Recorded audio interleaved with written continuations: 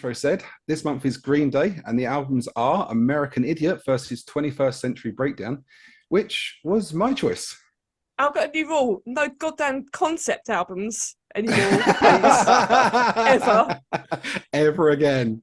Yeah, you're going to get kicked off the show if anyone does suggest a concept album. Well, we can have a concept album, but as long as it's a good concept. Or, yeah, but like, okay, there is that, but also give them the due. I mean, the way we put the songs together is like, how can you listen to the concept album in order when we do what we do with the competition? Mm-hmm. So, yeah, it's a kind of a fun... It's hard and not hard, and it does throw up some confusion sometimes, just trying to tie them up together when you really need to listen to the story of the album. Can you tell us more about these albums? I can indeed. It's funny you should mention that. It's like I'm almost prepared. So I can actually tell you about Green Day as well. They're an American rock band formed in 1987 by the vocalist, guitarist Billy Joe Armstrong and the bassist Mike Dirnt. Drummer Trey Cool joined the band in 1990, replacing John Kiffmeyer before the recording of their second album, Kaplunk. I bet he's glad he left. For most of their career, they have officially been a power trio band. And since 1999 to the present day, guitarist Jason White has featured on tours, TV appearances, music videos, and albums. But ironically, was only an official band member between 2012 and 2016 when they released 3 albums all at the same time called Una Dos Tres, featuring Billy Joe Armstrong on one album, Mike Dirnt on another album, and Trey Cool on the cover of the other album. So I think that was just like a practical joke on poor old Jason there. Alongside fellow Californian bands Bad Religion, The Offspring, Rancid, NoFX, Pennywise and Social Distortion, Green Day is credited with popularizing mainstream interest in punk in the US, which is a huge bone of contention for me and probably all of us. They're not punk. They're not punk. They're not punk. They're not punk in the slightest. They're not our definition of punk. It's American punk, and they're not our definition. But then, what is the definition of punk? It's angry people who they're upset about politics, and that's very much Green Day. They're a very political band, both musically and in other things that they do. They're really, they're all activists and stuff. So if your definition of punk is musicians who are politically opinionated, then they are. But so's Donald Trump, and he's not punk. He's not a musician. No, well, he plays a mean nasal trombone, I heard. He does the greatest music, the greatest. Ask anyone. Green Day has sold more than 75 million records worldwide, making them one of the world's best-selling artists, and have won 5 Grammy Awards from 20 nominations, which I'm sure Rob is completely shocked at, looking at his face. The band was originally called Sweet Children, but to avoid confusion with another band in the area called Sweet Baby, the band adopted the phrase Green Day, which was slang in the Bay Area for spending a day doing nothing but smoking marijuana. Billy Joe Armstrong admitted in 2001 that he considered it to be the worst band name in the world. Yeah, I agree. That's he's selling himself there, isn't he? It's up there with the Flowers of Romance. Yeah. Oh, wow. That's bad. So, on to the albums. American Idiot is the 7th studio band by Green Day, and in the early 2000s, Green Day was working on a record called Cigarettes and Valentines. But when it was almost complete, the master tapes were mysteriously stolen from the studio overnight. And instead of re-recording the album, the band decided that the theft was a sign that the album was not their best possible work. They started from scratch, and American Idiot was born. The result was a more societally critical, politically charged record, which returned to the band's punk rock sound, following the more folk and pop-powered inspired Warner, which additional influences that were not explored on their older albums.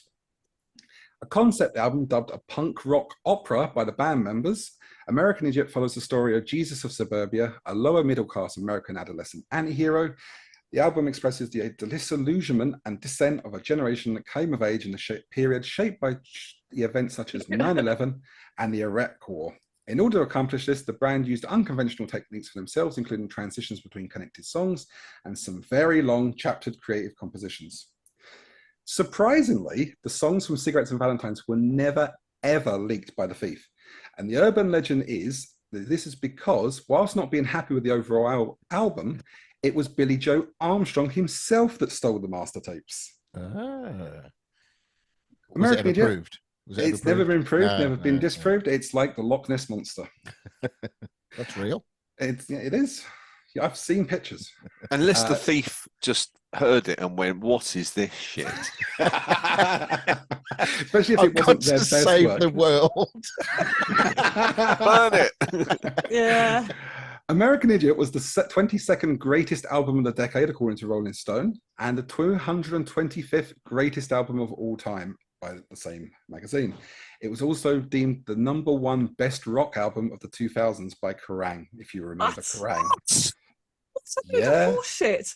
Wow. Wow. Green Day drew inspiration from Chinese communist propaganda that the band saw in art galleries on Melrose Avenue and recorded artist Chris Bellheimer to create the cover. I think I'm pronouncing that right. The band aimed for the cover to be at once uniform and powerful, and is inspired by a lyric from one of the songs, which we'll come to later. 21st Century Breakdown, however, is the 8th studio album. It followed American Idiot a few years later. It's also a concept rock opera, much like American Idiot, and Armstrong has himself described the album as a snapshot of the era in which we live as we question and try to make sense of the selfish manipulation going on around us, whether it be the government, religion, media, or frankly, any form of authority. Yeah, you tell them, Billy Joe. 21st Century continues the rock opera style, and the album is set in Detroit and is divided into 3 acts. And its narrative follows a young couple named Christian and Gloria through the challenges present in the US following the presidency of George W. Bush. It was deemed the 5th best album of 2009. I would love to see what else was released in 2009. And it was the 17th best album of the 21st century, according to Kerrang. Kerrang is not the magazine I remember. No. No, it isn't. The album artwork process was again led by Mr. Chris Bellheimer and is based on a work from Artist 16, who confirmed that the couple on the cover were just friends of a friend at a party in Sweden. Wow. It did cause controversy as a lot of people marked the similarity between Blur's 2003 album Think Tank, which was done by Banksy himself. Right. The couple okay. had Yeah. diving helmets on. Yeah, of course. I can see that now. Yeah. So I'm looking at the album cover now. Yeah. You can see it once it's one of those things that once you see, you can't unsee. Yeah. So before we really begin, you can't unhear it either. I knew you were going to say that. I think I've hit a winner of this one, haven't I? Before we begin the track battles, there's a little bit of creative license in this month again, as always. So what we've done is we've removed Song of the Century from 21st Century Breakdown, as it's just a sub 1 minute intro to the album. And we've also added When It's Time from the American Idiot?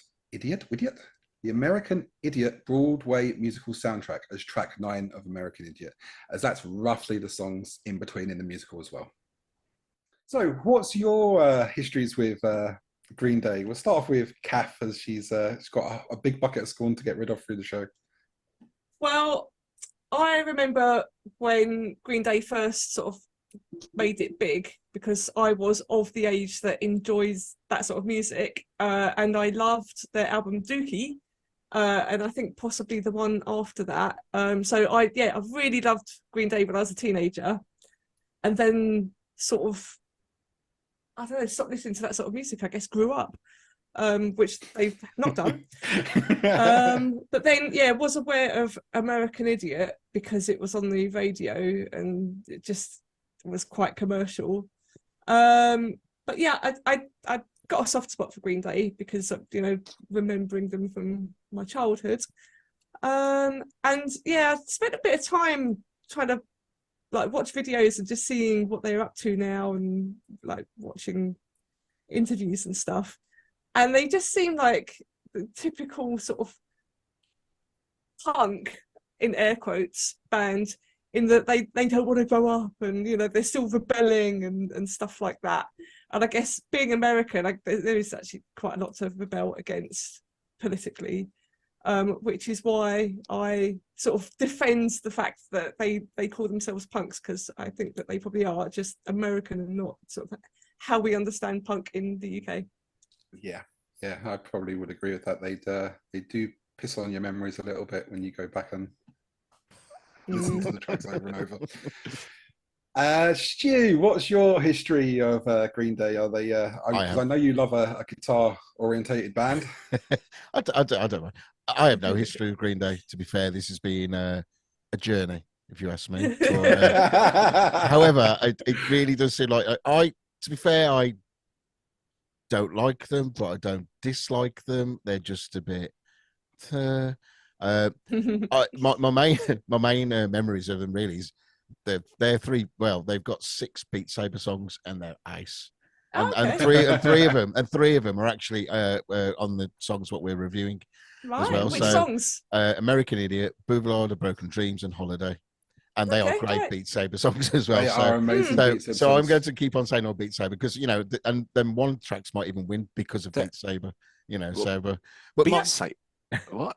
Beat Saber? Yeah. VR game. Yeah. I see. With lightsabers. Okay. Yeah. So. Right. Gotcha. Yeah. But I don't know. Like I'm 50 now, and how old was I when they came out? Probably about like mid-20s, late into the 20s.